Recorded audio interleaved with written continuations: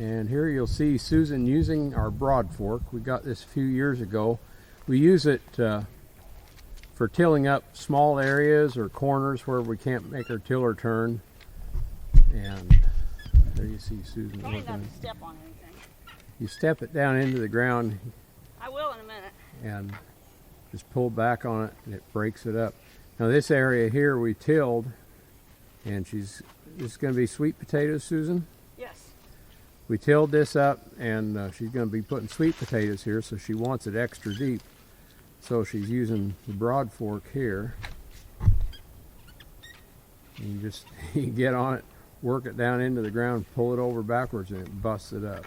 You might have to go back and kind of break up the clods. Yeah, you can go, if you end up with clods on top, we come back with a council tool, which is a fire rake.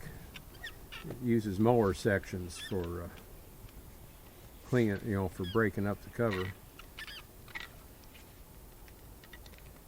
And anyway, she can work it.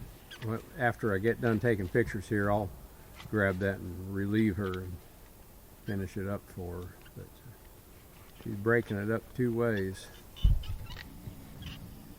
Anyway, it's a good tool. The Broadfork.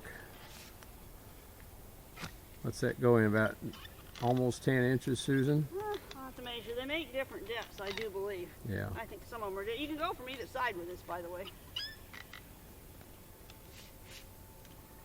Anyway, it breaks it up deep. This will make the sweet potato patch perform. If you don't have a rototiller, this works. Yeah, if you don't have a rototiller or you have a small patch where it's not practical to get the rototiller out, this works good. Of course, we've tilled the entire garden a couple times. We just tilled that area the other day. And over here too, we tilled here, and we've tilled this, but we want it extra deep for the sweet potatoes. So anyway, good tool. Okay, I'm going to quit this and I'm going to grab that thing and help her finish up.